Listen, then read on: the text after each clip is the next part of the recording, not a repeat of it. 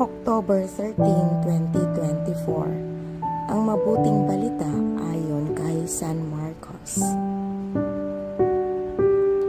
Noong panahong iyon, habang paalis na si Jesus, ay may isang lalaking patakbong lumapit, lumuhod sa harapan niya at nagtanong, "Mabuting guro, ano ang dapat kong gawin upang magkamit ng buhay na walang hanggan?"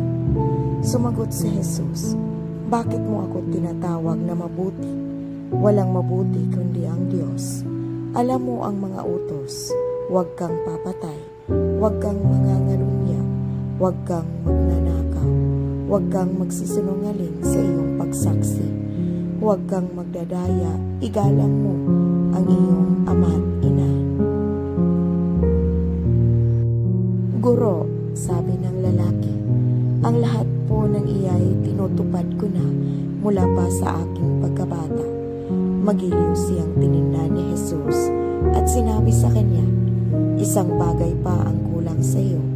Humayo ka, ipagbili mo ang iyong ari-arian at ipamigay sa mga dukha ang pinagbilhan, at magkakaroon ka ng kayamanan sa langit. Pagkatapos bumalik ka at sumunod sa akin." Namanglaw ang lalaki nang marinig ito at malungkot na umalis sapagkat siya ay napakayaman. Tiningnan ni Jesus ang mga nasa paligid niya at sinabi sa kanyang mga alagad, "Napakahirap mapabilang ang mayayaman sa mga pinaghaharian ng Diyos." Nagtaka ang mga alagad sa pananalitang ito. Muling sinabi ni Jesus, "Mga anak, talagang napakahirap mapabilang sa mga pinaghaharian ng Diyos. Madali pang makaraan ang kamilyo sa butas ng karayo kaysa pasakop sa paghahari ng Diyos ang isang mayaman." Lalong nagtaka ang mga alagad, kaya't sila'y nagtanungan, kung gayoy, sino ang maliligtas? Tinitigan sila ni Jesus at sinabi sa kanila, "Hindi ito magagawa ng tao, ngunit hindi ito mahirap sa Diyos.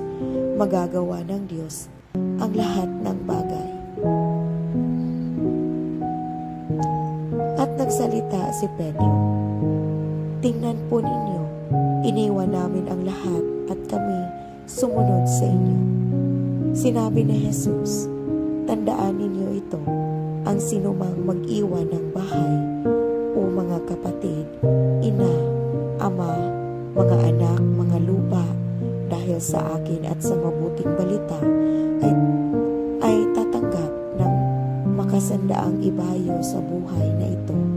Mga bahay, mga kapatid, mga ina, mga anak, mga lupa,